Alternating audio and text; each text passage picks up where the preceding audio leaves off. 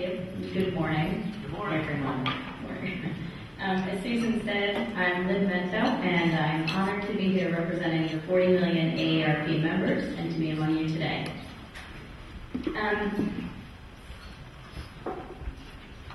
Oops. Did I do that? Let me reload. Sorry. I'll start. My first slide shows a picture of a chicken coop. I'm going to explain why in a minute. That's a chicken coop. 50 years ago today, a retired school principal in Lakewood, California, Ethel Percy Andrews, had heard that one of her retired school teachers from her district was in trouble. So she went to look for her and went to the address that she had for the teacher. When she arrived there, she knocked on the door and no one was home. And a neighbor came out and asked if she could help, and Ethel said she was looking for this teacher. And the woman said, oh, she doesn't live in that house, but she may live in the chicken coop behind that house. And Ethel went back there, and there was the teacher living in the chicken coop behind the house. It was the only housing she could afford because she had health issues upon retiring, and she didn't have health insurance, and she didn't have a pension at that time.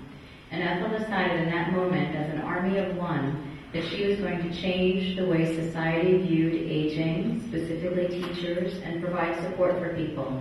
And Ethel knew that it was good business too. She was very prescient in that regard.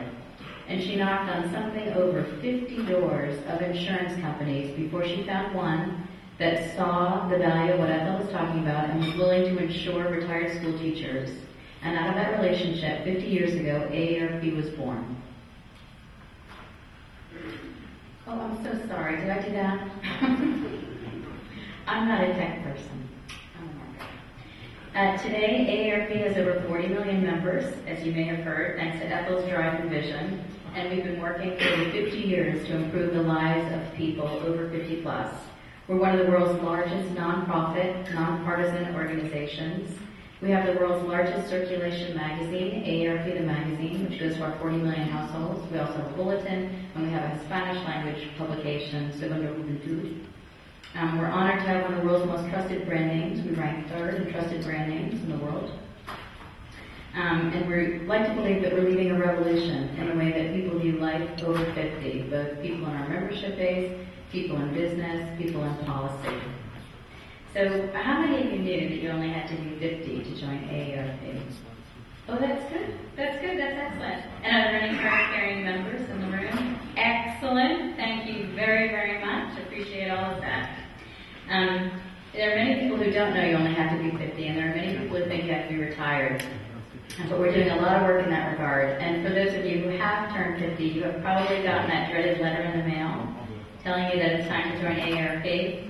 And you may have heard that joke years ago when, after 9/11, when Osama bin Laden was hiding and the world was searching for him, and Jay Leno said, well, we don't have to worry because he's turning 50 and AARP will find him. Which is true. So we want everyone to understand AARP, that we are not about old and retired, we're only about 50 plus. And we are boomers, and as Susan had said earlier, boomers are vital. I turn 50 next year myself. I'm trying to get out of denial over it, but I do. And I don't consider myself either old or retired. And I would suggest that none of you do either in the cocktail party.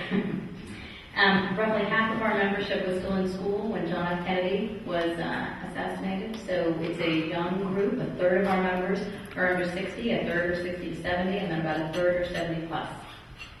Right now we have about 14 million boomers, and we comprise a wide swath of 3 generations.